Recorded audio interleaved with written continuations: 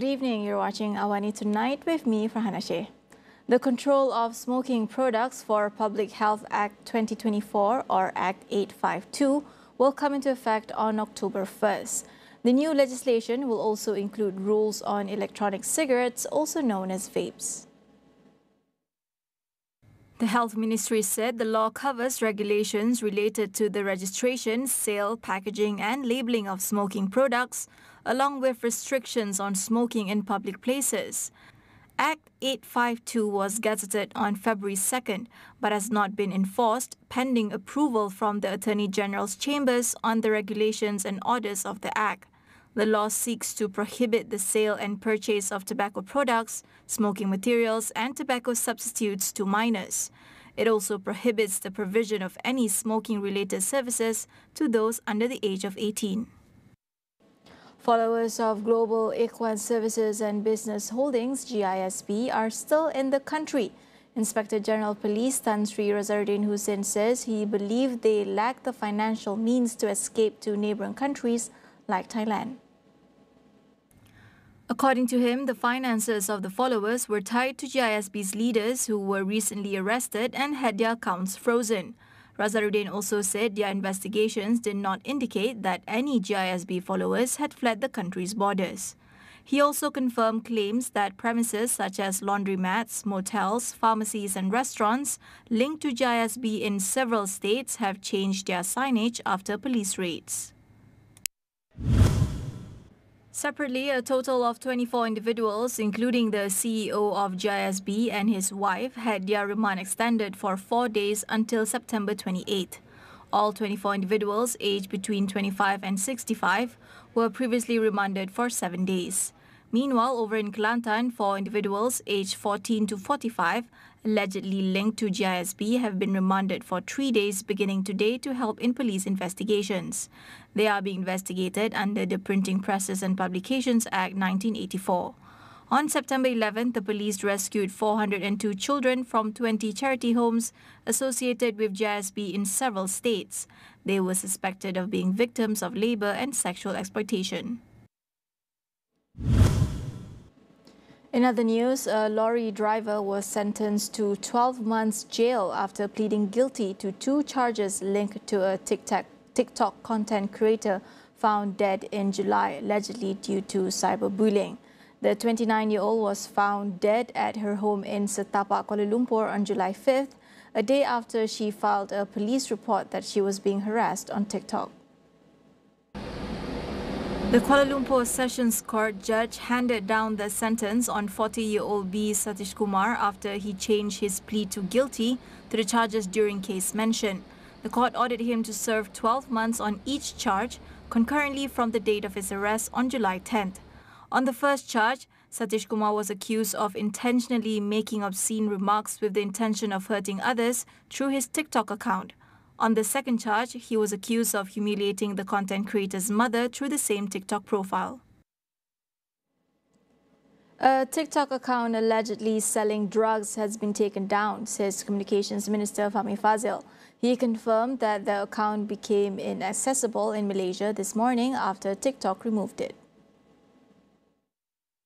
Fahmi said the Malaysian Communications and Multimedia Commission (MCMC) has also broadened its search on other platforms to identify accounts doing the same thing. He added that the MCMC has filed a police report and will allow authorities to proceed with the investigation.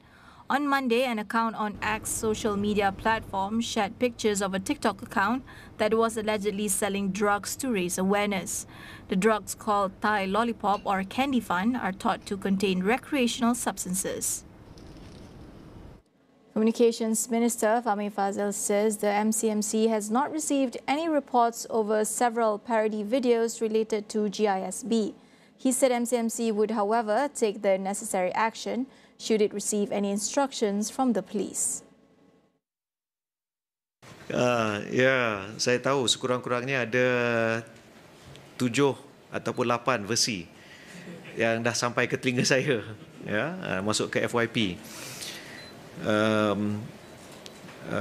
Ada versi choir, ada versi rock, ada versi macam-macam. Ini membuktikan bahawa rakyat Malaysia ni sangat kreatif.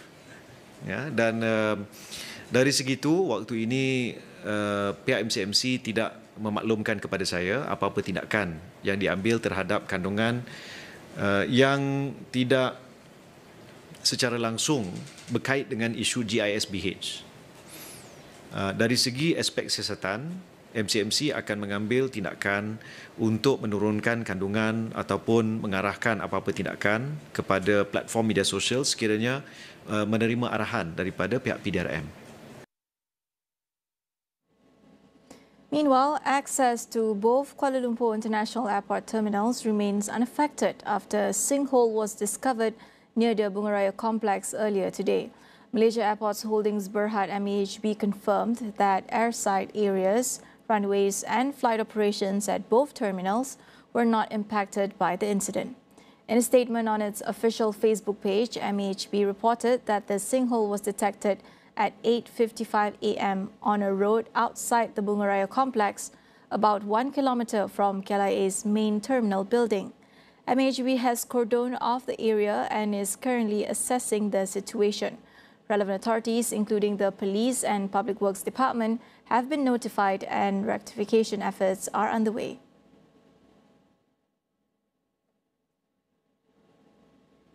We'll go for a quick break. Stay tuned for more.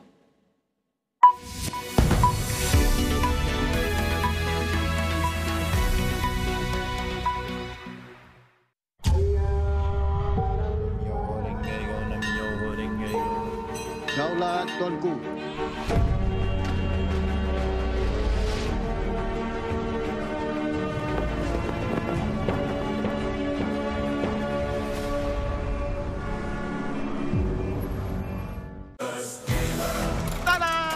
Bukan sahaja kami jual bunga, kami juga menjual benda yang ada kena-mengena dengan bunga. Ada budak baru cuba kacau bisnes kita.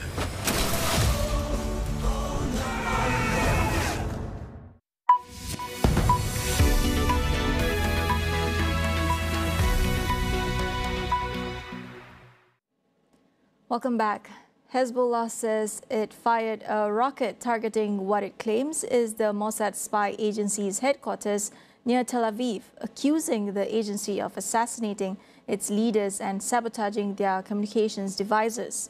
Warning sirens bled across Israel's capital as the missile approached.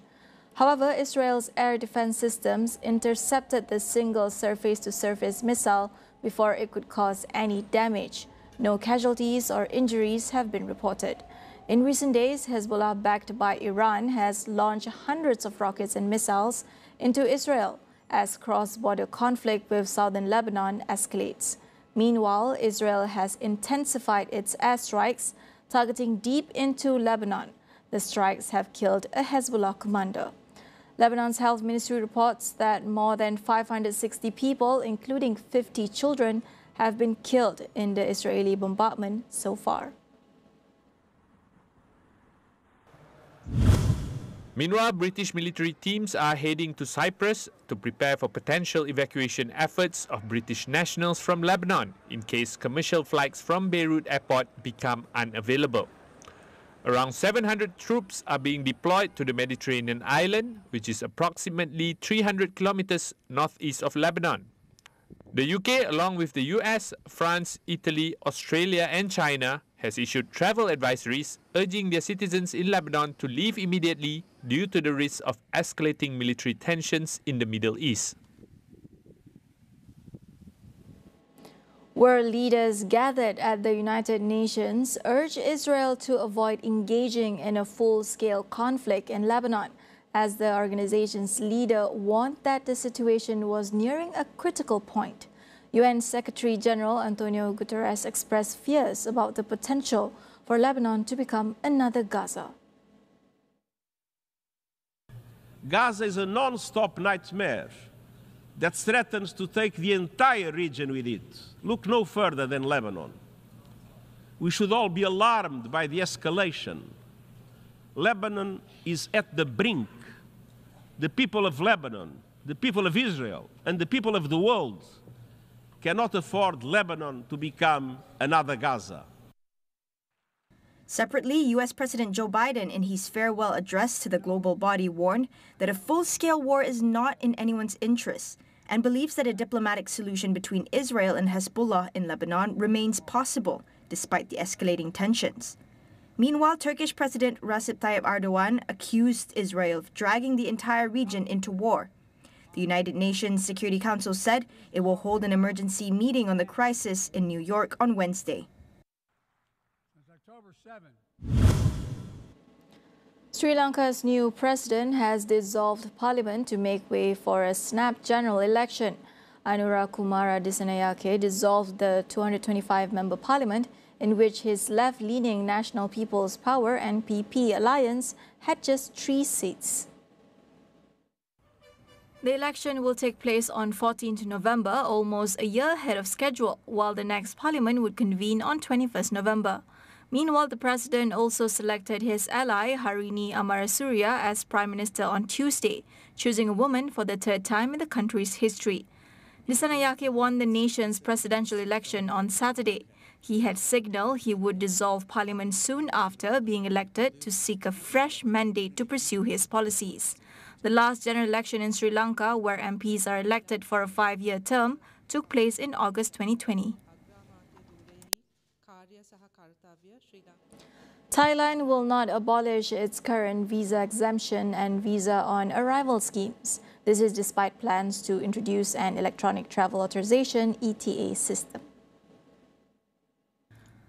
According to the Foreign Affairs Ministry, the ETA system aims to streamline immigration processes, allowing travelers to submit their information electronically before departure for quicker processing upon arrival.